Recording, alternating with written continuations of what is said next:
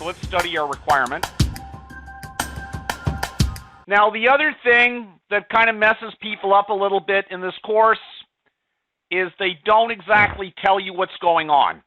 And the reason they don't tell you what's going on is not because they're being mean to you, it's because you have to have the skill of interpreting and of sort of seeing what's needed, but it's not really there.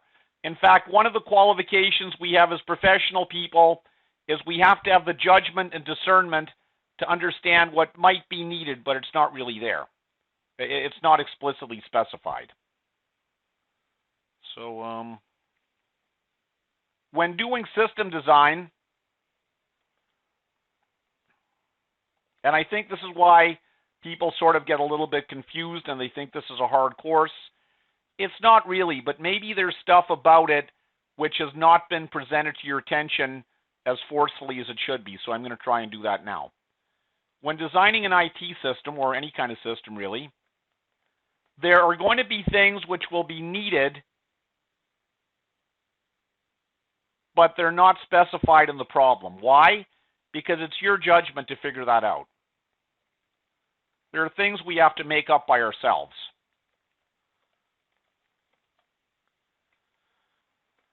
That's why we always say you should choose one business domain and specialize in it. Choose one thing and spend your entire working life on it. If you sort of spend a couple of years working in telecom, then you go to banking, then you go to electronic e-commerce, and then you go to supply chain management, you're never really going to get good at any one thing.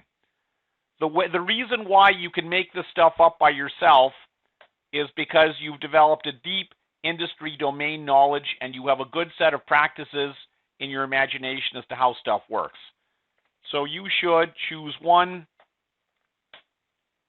industry domain specialization and work with it and spend all of your working life in it so you get really skillful at knowing what the best practices are. We need a data store, and we don't really know what the data store is going to look like. And I think another reason why students are a bit disconcerted with this course is because up till now, your experience as a student has been with the teacher giving you exact instructions, and if you don't have exact instructions, it makes you nervous. But in the real world, a lot of job descriptions in IT, they have a certain phrase. They say candidates should be comfortable working with ambiguous and politically sensitive requirements. So you just have to sort of make stuff up as you're going along. Anyway, I'm going to cap. So the IT manager was instructed by upper management to explore a web solution. So we need to do these behaviors: add, edit, search, and report all employees. Of a Canadian hardware manufacturing enterprise, 35 locations, that's kind of irrelevant. We don't care about that too much. Using a single secure internal database server. Now we have to start writing these things down. Anyway, I'm going to capture that I need a data store. I don't know how that's going to work yet, but that's actually going to be a mediator. So we're now going to talk about the idea of a mediator, and I'm going to make an assumption right now, which is really not a good assumption to make, but because it's your first assignment, we're going to make it. We're going to assume that our data store is a SQL database. Now, if I was really doing this, I would not be assuming this right now. It could be SQL, it could be Firebase, it could be Mongo. But if I make it too general and if there are too many variables, it's going to be hard for you to relate with it. So for right now, just this once, don't tell anybody. We'll do it secretly and we won't tell anybody. Our data store is going to be SQL. Now, the other thing we need here is we're going to be managing employees, right? I definitely have to have a concept in my UML for an employee. And what an employee is going to look like, I'm not totally sure just yet, but I know that I need it. So let's capture that requirement.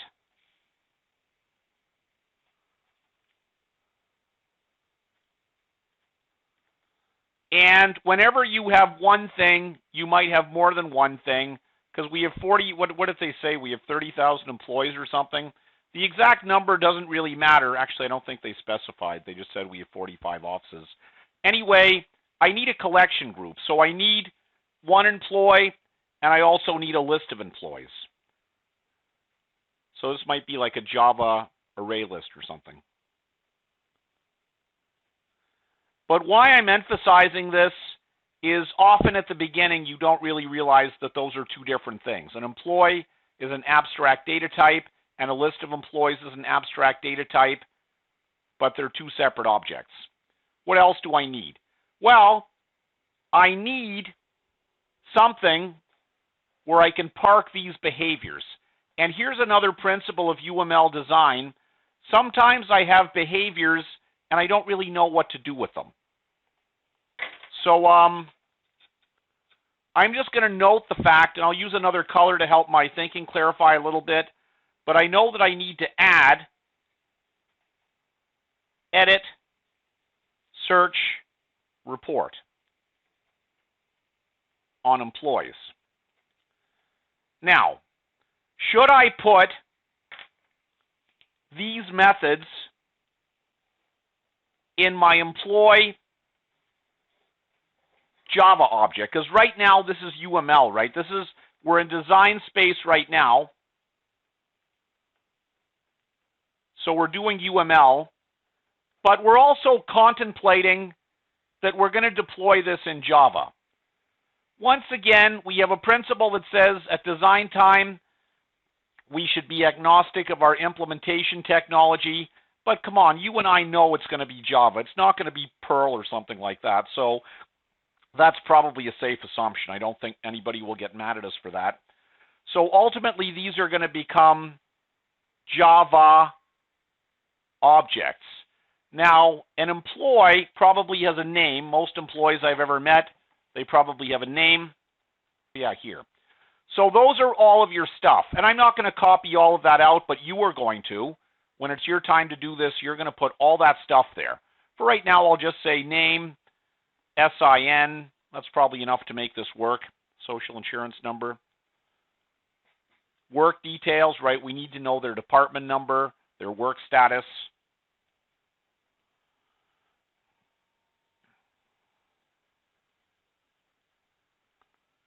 Their status, whether they're retired or something. So here, remember, you're going to get all of the stuff from your instruction sheet and put it here. So I'll just say add all other stuff. Add all items from your instructions from page 4, which is page 4 of your instruction sheet. Now, here's my question to you. Do we think that it's a good idea to park these behaviors in the ADT for employee? Let's embarrass some of our classmates. Let's kick out the question and see how you do. So should we? Well, Jay is saying security risks. Yeah, but first of all, I don't think the assignment mentions anything about security, does it? Yeah, it says it's a secure server. We can probably assume that only authorized users should have access to the data. But Jay, we have a much bigger concern. So I'm guessing you guys are all getting it that we should not do this. But there's a reason why we do not do this. No, that's a bad thing to do. Why?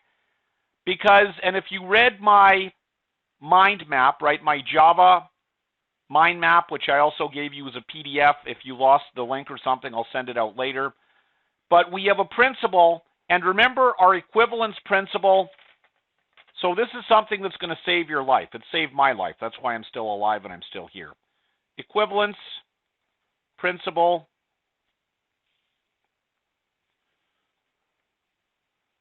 Java design or OO design to relational database. Now, you guys, I hope, were trained that we want to have many small tables, not a few big ones.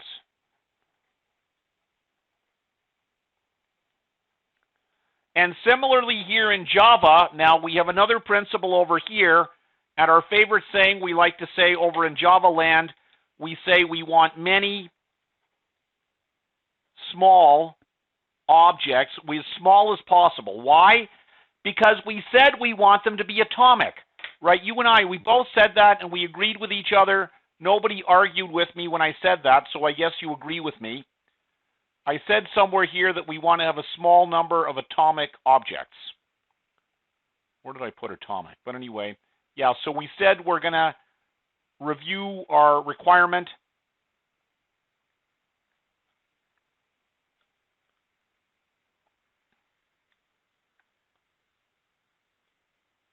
Atomic, small scale. Atomic just means you can't really break it into smaller pieces. It's kind of broken down as small as it's going to get.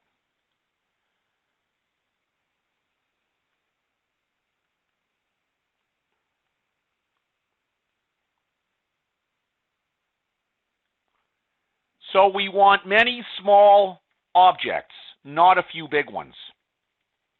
Why? I talked about this at least a couple of times. Why do we want that?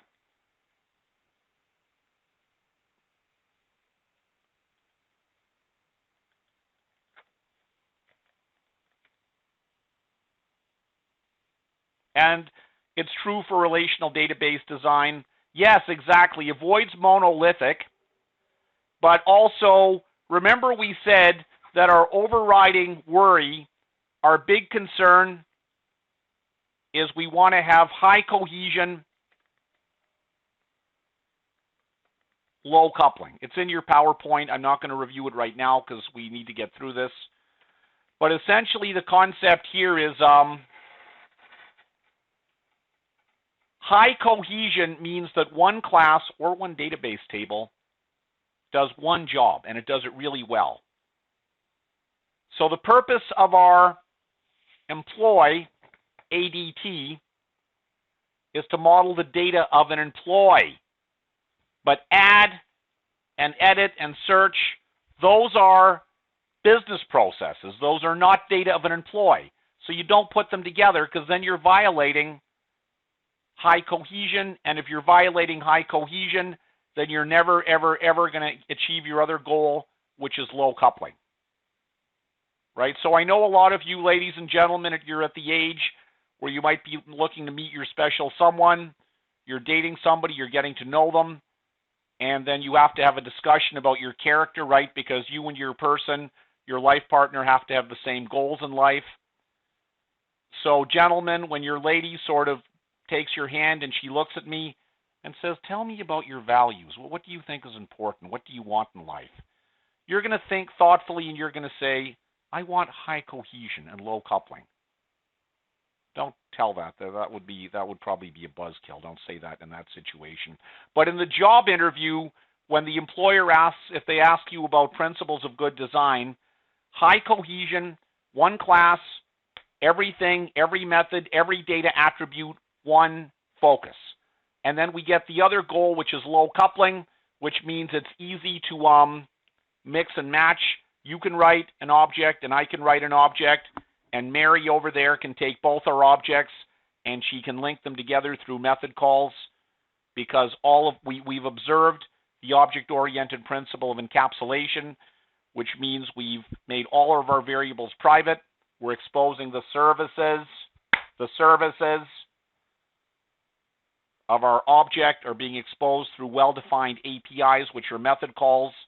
And if you can easily do that, if you can make objects from different programmers work together easily without having to change the internal implementation, that's called low coupling because they have a low cost of coupling, right? They're easy to mix and match with each other. All right, I'm not seeing any questions over there, so I guess hopefully you guys believe me.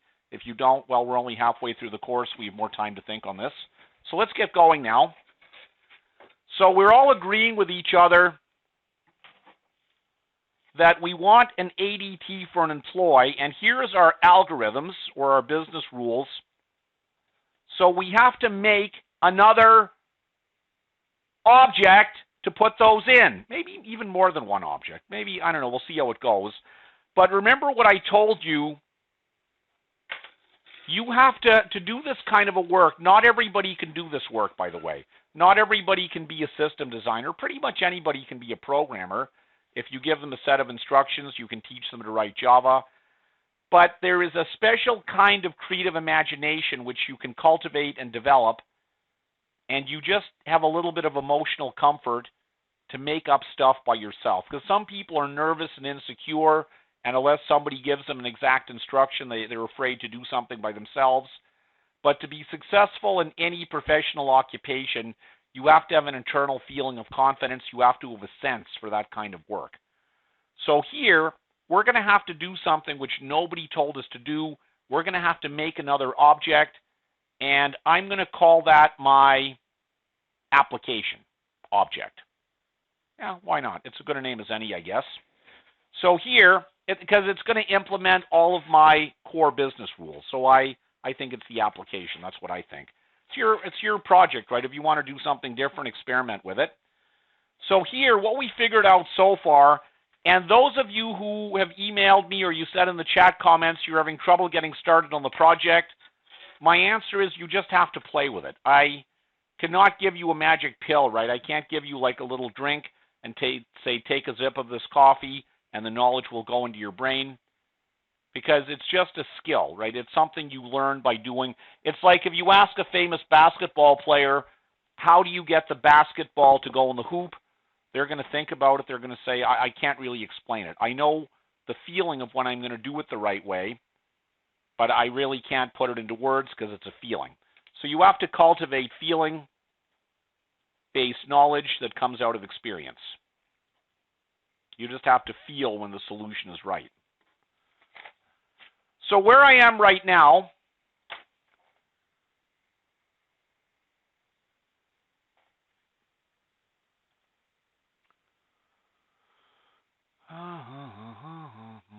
we're here somewhere, I think. Oh, yeah. So I know that I need an employee Java object and also UML entity, so I'll call that employee. And this is just going to be an abstract data type, meaning I'm not going to put methods there. And I'm going to have all the data stuff from page 4 of my assignment. You know, that's all the stuff it tells you need down there, right? So you should put all of those things in there. I highlighted in yellow. But for right now, just to have something to work with, I'm going to say that I need their name and their employee ID.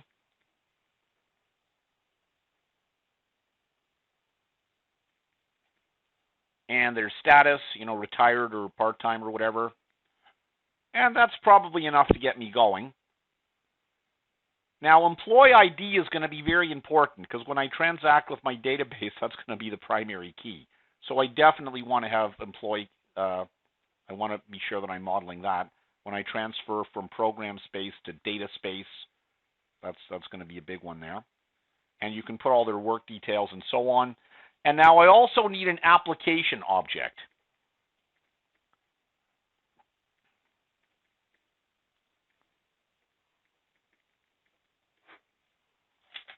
And that's where I'm going to implement my business rules, right? Agree or disagree. These are my business rules.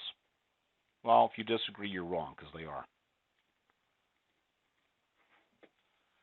So I'll make an application object, and now here I can put my methods. So I can put add employee record.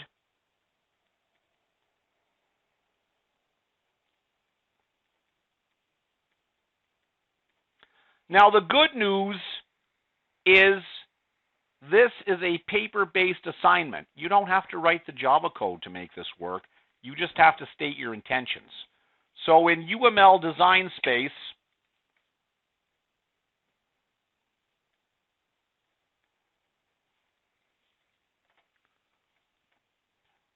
where we are right now, you don't need to think. In fact, you should not think. It's a principle of object-oriented design. You should be agnostic. It means you should be without knowledge of how you're going to implement. Don't really think about implementation. Yeah, I know we said that we're going to use a SQL server, and I know we said we're going to use Java. Well, strictly speaking, we shouldn't have done that, but I want to just tighten it up a little bit so I can give you some exact examples. So don't think about implementation. Because if you're working with a big company, you might be the programmer analyst. So Roger, I just clicked you into the meeting. if you missed something, I'm making a screencast video. You can hear everything I said later on. I'll kick out the video. So in a big company, it's possible that there will be a team that just does the design, and there'll be another team that just does the programming. So your design should be tight enough and well-defined enough you could give it to somebody else, and they could read it, and they could implement code based on it. So we have an application. So that's why I'm saying now we're stating an intention. So we're stating our intentions, but we don't have to think about how to write the Java code. In the next assignment, you will, not this one. I don't have to know how I'm going to do that. I just have to say that I'm going to do that. So I'm going to add an employee record. I'm going to edit an employee record.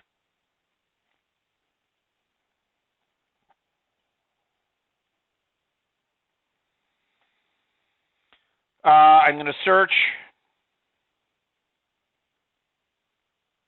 And I'm probably going to give it, now how am I going to search? Well, you could search in a number of ways, by name, by ID, by location. We'll think about that later on, but I need to specify some parameter I'm going to search on, maybe by manager, right? I want all the employees who work for Mary Smith. So I have add, edit, and I want to generate reports. And again, report on what? Report on all employees in a certain location. Report on all employees who work in a certain line of business. Well, I have to think about what my parameters for my report's going to be. So anyway, so far, I have an employee Java object for UML. This is UML entity, but that's going to get forward generated to a Java object. I have an application. Actually, calling it an object is a bad idea. That's going to make me confused. I'm going to call it my home application, maybe, my starter, right? My thing that starts running initially when I run the program. And it's going to give my users some UI. It's going to give them these options. Maybe we're going to have a login. Somebody said about security. So we could have a login method that would challenge them for user ID and password. And then the system will be accessible only to an authorized user. We're not going to really talk too much about security here because I don't want to bring too much complexity in it. It doesn't really say a requirement for security in our assignment. But yeah, it's not a bad thing to think you might need that. All right, what else do I need? Let's go for a break. I just need a little 5 minutes to go and get more coffee. But let's finish this little first part of it here. Now, I need a database. And I'm going to call that a data store because in general, I could do a number of implementation technologies, even though I'm only actually going to talk about SQL here.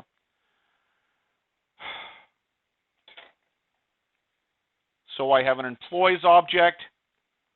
I have a sort of a main home application object to park my business requirements. They're a hardware manufacturing company. I don't really think that matters. I don't think anybody is consuming that data. Based in 45 locations. Well, our employee information here, we do have a concept of their location, don't we? We don't?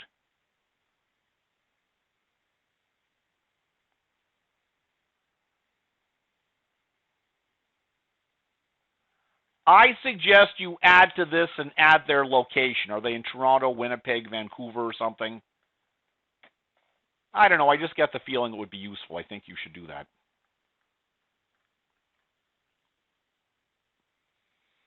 You cannot remove data because of company policy. But what we do in that situation is we can archive it, right? We can make another table called the archive. So if somebody is fired or retired or they're not an active employee, I actually don't even know that that's really very important because we already have a field in our employee object, which is their status. So maybe I just want to do a report on all the retired employees. Maybe we're going to send them a little present or something to thank them for working here. So I don't even know that you really need to do that. I think you can just have one list of employees, and you can just use their status to keep track of who's active and who's not actively a current employee. The data can only be manipulated. Okay, that we know how to use that. Oh, I see. They say only specialized users can access it. Well, that's okay, because we have our concept of login, and now we can have something called a security policy here in our data store. We'll talk about how we restrict access. And once again, in this assignment, we only need to specify intentions. We don't need to write SQL or Java right now. So now we've done pretty much all the talking we need to do, so let's just go and finish this up. So how do I connect all of these pieces together? Now, once again, in terms of the exact design, I can't tell you exactly how to do it, because the purpose of the exercise is for you to play with this by yourself. I will show you one way to do it, but this doesn't have to be the only way. I'm curious to see what you come up with. So what we can say now is that we need an employee Java object, which means we need an employee UML entity, and the attributes of it, I'll just say see page 4.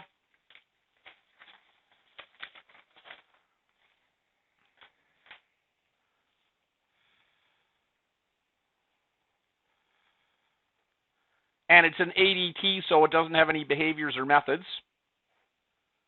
So data, see page 4 of assignment. And I need a collection of employees, so I'll call it employee list.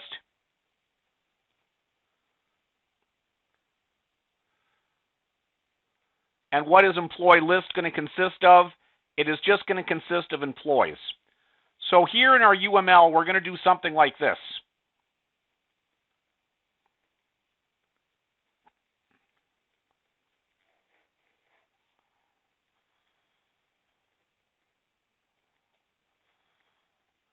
All we have to do to make the connection is to draw that line. Now, we know that if we wrote that as a Java object, and if we wrote that as a Java object, we would have something like maybe an array list, and our array list would consist of each one of these as a record. Now, if you want to get a bit more fancy, and I'm not going to make you very accountable for the higher levels of UML, but you could say that this is a one-to-many relationship. You could put a multiplicity there. You don't have to, but that means that one employee, but the employee list can contain many. That's just a star. And we need a database. So we're just going to say database, and this is going to be a mediator. And now here's one of our core learning outcomes. A mediator is a UML entity or a Java object that we pretend is a database. Because in the operating system, through the ODBC connection, we actually have maybe a SQL database over here. And we have a connection, but we don't really care too much about modeling that in UML because we assume it's already been done. You know, the system administrator has set that up. So the concept of a mediator, it's an object which is a proxy, which is a stand-in for a physical resource like a database server. A proxy or a stand-in, a representation of an external resource like a web server or a database.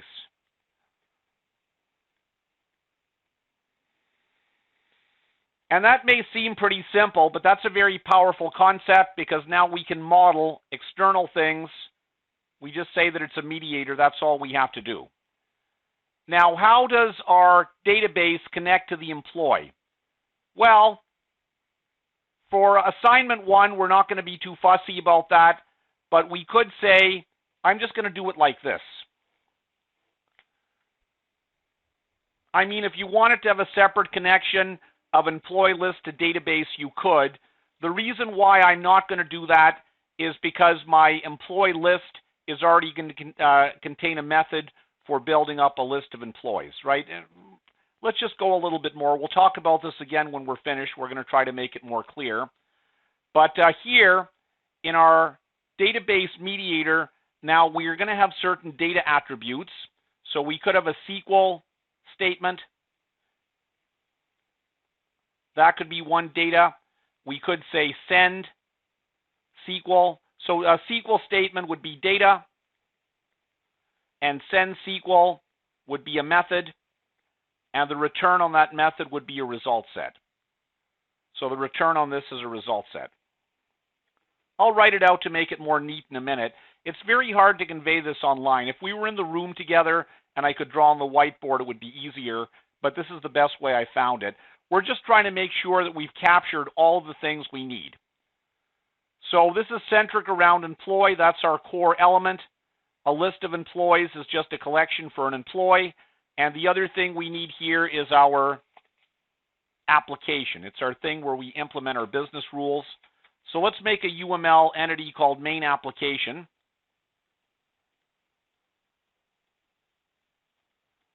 And what data attributes does main application have? And what methods does main application have? Because remember, a UML, the sort of concept of a UML entity, it's all in my PowerPoint as well, by the way. So a UML entity has a name, which is the name of the business process that it models. So our UML entity has a name, which is actually the name of business process we're modeling.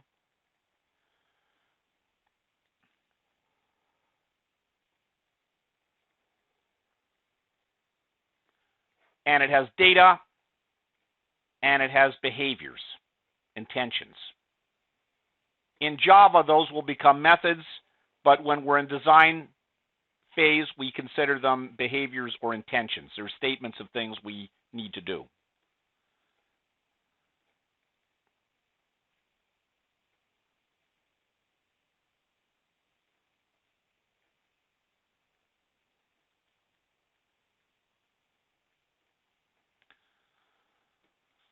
So this is in my PowerPoint, and it's in my video, so you can go and study it more as well. But remember, this is when we talk about a UML entity, it's three things. It's a name of the business process we're modeling.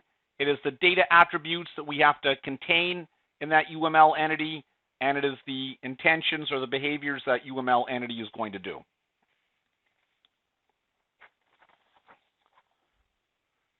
Just check back to the comments to see if anybody is asking me any questions or something about what I've said so far. I don't see any questions, so let's keep going. I understand this is a bit tricky, but after you, when you're into it, I think you'll find it's pretty simple. Everybody else does it, you can do it too. So our main application has to do what? It has to implement our algorithm. It has to implement our business rules. So we're going to have behaviors now for add, edit, search, and report, generate reports.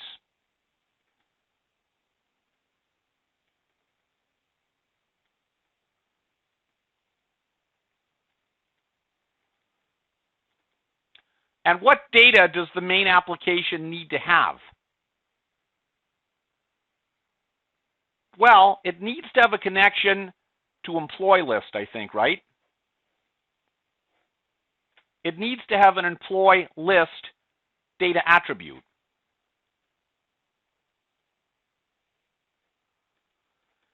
So it says in your requirement for your assignment that you have to show how messages are being passed around.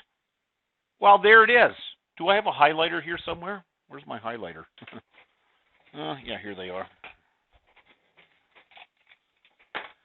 So this is your message transference right here. That's how a message is being sent around, and that's how a message is being sent around, and that's how a message is being sent around. So the messages are the lines that connect your UML entities. When you forward generate this into Java, which you don't have to do for this assignment, but when you forward generate this into Java, right? So here are your messages, right? Messages, which could be primitive data types like strings, or they could be object references. So my employee list, for example, is probably an array list. Now, In a fully developed UML diagram, you would specify types of your data.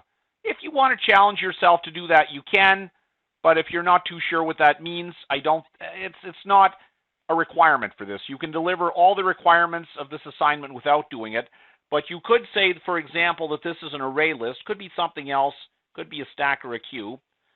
But there I have an array list, and if I made a Java object, see, here's a little test you can use to see if your design is going in the right direction.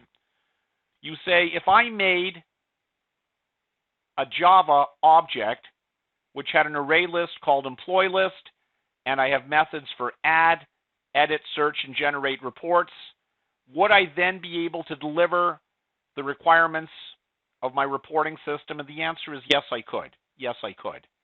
Yeah. So I can add to employee list. I can edit. Well, I would need to search. So if I'm adding, I would need to add what? An employee. So I would create an employee object, and I'd give them a name and a work location and a social insurance number and a work status and a hire date and a dismissal date and a work location and a manager's name. I would give all of that. So I would construct an employee object, which means I would need to have a connection here as well then, right? So to implement add, so you walk through this in your head. You play computer in your brain and in your imagination, and you use your knowledge of Java programming, and that's the point of this assignment, to teach you to do that. You think about all the things you would need to do. So by the way, now that I think more deeply about this, because it's an iterative process, maybe my employee ADT, maybe it does need some methods. So here I'll say I have employee name and employee ID and all the other stuff too. So maybe I have a method called create employee. Would that be reasonable? I think so, because it would be a constructor for this object. So I'm going to give it a constructor called create employee. So I could instantiate an employee object. I could call the constructor. I could give it name, employee ID, phone number, address, postal code, work status, hire date, last work date. I could give it all of that stuff, and that would be how I create an employee.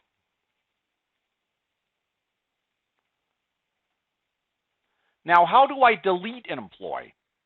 Well, I create an employee, and then I add the employee to my employees list, so that would be implemented. The implementation of that would be in the add method in my main application. Now, if you want to call it something else, right, I'm just sort of talking out loud. I'm showing you the process by which how you're going to develop your ideas, because one of the purposes of the UML diagram is you do all your thinking about your program before you start writing code. Maybe instead of writing main application, we could call that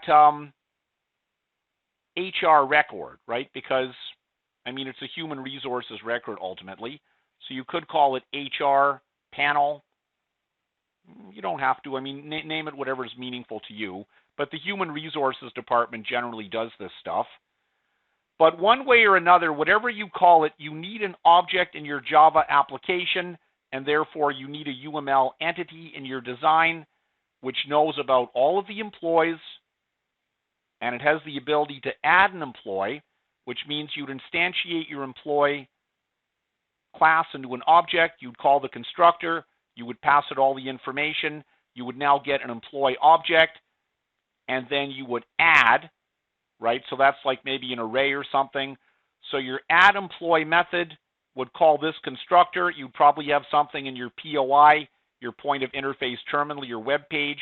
You would prompt the HR person who's doing this procedure to type in their name and their employee number and all that. And then you would add the record to the employee list. Now, what if I want to edit an employee? Maybe somebody, I don't know, they get married or something. We change their marital status or their work location or whatever. So how would we edit an employee? Well, we would have to get a query, right? Ultimately, it would work by prompting in our POI for employee number.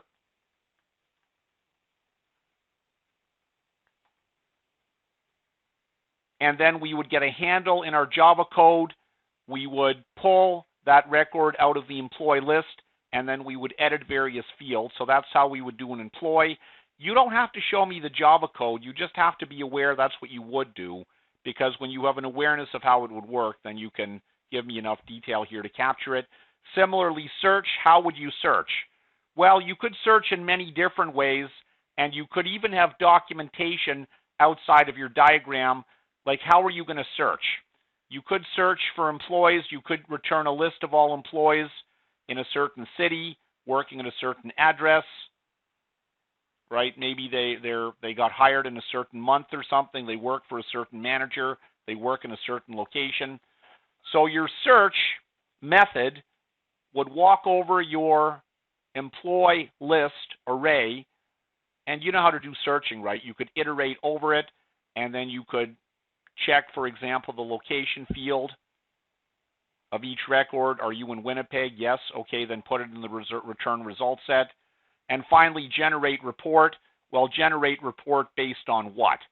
Generate report by location. You would have to have some parameters here. You'd have to have criteria, and the criteria could be any field in your employee record. So it could be their name or their location or so on.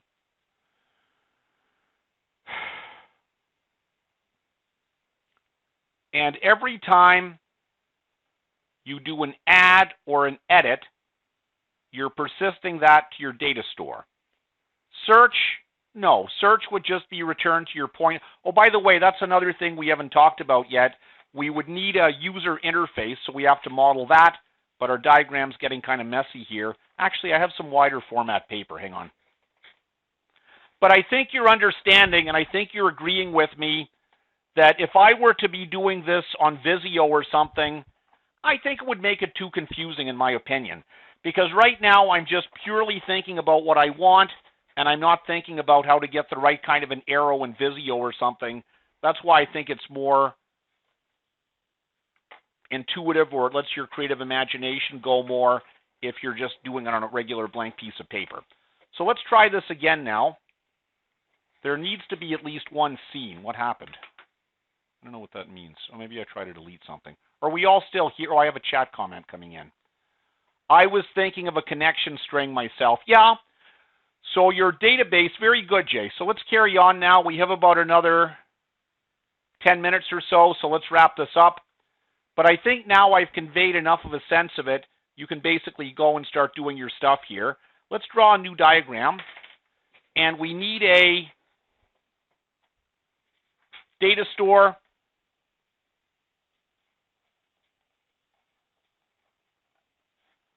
And that is just a Java object which connects via connection string and user ID and password and all of that stuff to our database. So what data would this need? Well, user ID, meaning the user who's accessing the data store. By the way, a lot of your security, in fact, I think all of it, you could implement in your SQL, right? Because there's three kinds of SQL. Data definition language, actually data control language, and data control language is security, data definition language is making tables, and data query language is CRUD, create, update, read, and delete. So here you could have a user ID password, and then you could use table level security to access that only users who are in the HR department or something with the proper security would be able to update the employee table. And you could draw out, right? I think it would be easier if you also separately draw out what your data schema would look like. So I need an employee table, and my fields for my employee table will just say see page 4, which is all of your information you need to record about them. What other tables might you need based on your description? Well, you might need a locations table. I mean, not necessarily. You could or you could not, because actually, I think location would just be a feature here, so you probably don't need that. See, that's the benefit of doing the design before you start coding stuff. In fact, I think the only one thing you need is an employee table with all of the fields on page 4. I can't think of any benefit in this design Yeah, you could specify their department. That's right, Jay. Yeah, so that could be a field in your table. Could also be a field in your employee Java object. But this is actually a very, very simple application, right? I mean, maybe when you first looked at it, you thought, well, that's pretty complicated, but it's really not. It's one table, and now let's go back and review our UML. So I'm seeing that I would need a mediator, which is this. I would need an employee,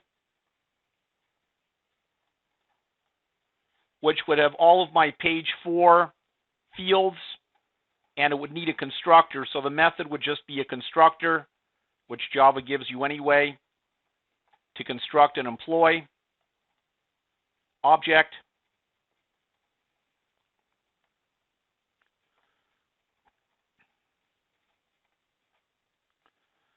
And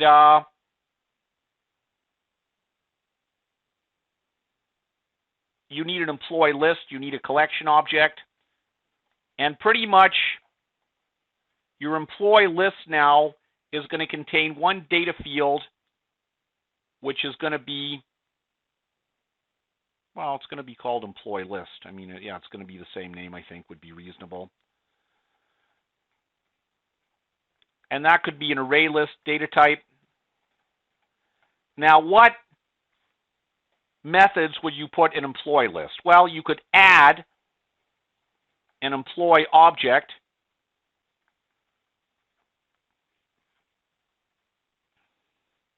to your employee list.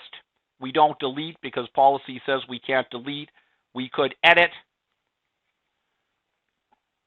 And how would we edit? Well, we would need to give it an employee object to edit. Now, how do we locate that object? So we would have to do a search. Well, we already have a search. I see I should have moved the stuff further down. I've run out of space. I'm just going to continue it over here. So we do search. And you search for what? Well, you're going to have to think about that algorithm, but you could search by basically any of your page 4 fields, right? So you could search by name, student ID, employee ID, hire date, or whatever. So you'd have to specify a criteria, and your search method would return what? It would return maybe an array list of all the employee records that meet your search criteria, and then generate report. That would be a very similar implementation of search, because similarly you have to specify your criteria that you want to report on, all the employees in a certain location or whatever. So what are your search criteria for your report, and what would your output be? I think search and report are very similar. So you're just going to return an array list of all the records matching your criteria. So I have one UML object or Java class. I have 2. I have my data mediator. I have 3. I think that's about it. I don't really think I need too much more. Employee list. Because I'm parking my business behaviors in my employee list. Am I allowed to do that? Yeah, that would make sense. It would not make sense to park your search or so on in employee, because employee just knows about one employee. But employee list knows about everything. And one of the principles we talked about here in unified process is the knowledge principle, or appropriate assignment of responsibility. That says that the most appropriate place to put a behavior is in the object that has the most knowledge of that. And since employee list already knows about all of our employees, to add to that list, to edit, or to search, or to report on, I think all of those behaviors should be put there. That's how I would do it. Sorry guys, I'm desperately trying to make this more complicated so you feel satisfied like you're solving a really complicated IT problem, but I'm not seeing it. This is the minimum I think you need.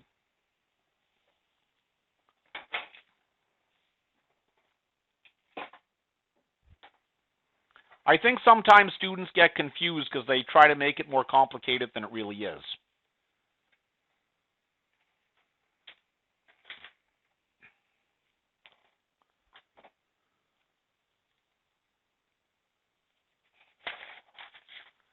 right? So your database is going to have a string for SQL statement.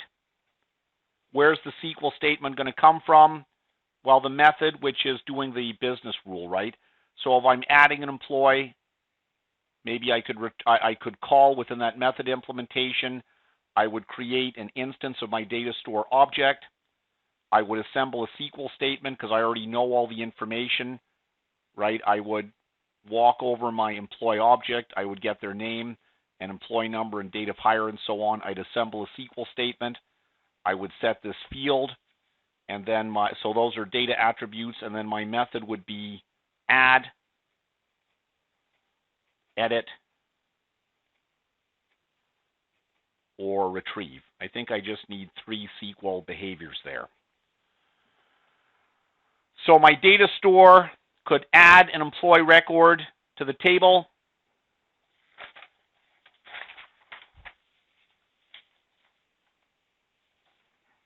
It could edit. It could do an update operation on a row set.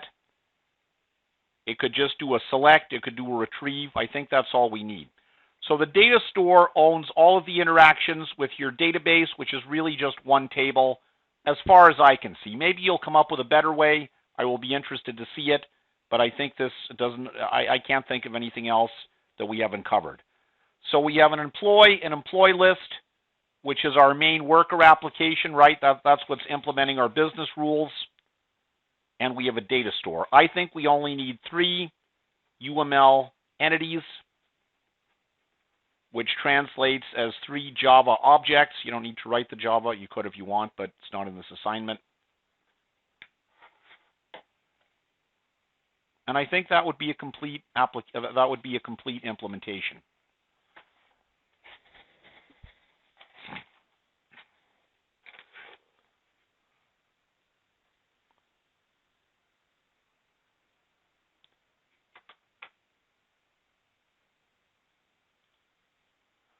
Can anybody think of any other questions I haven't covered?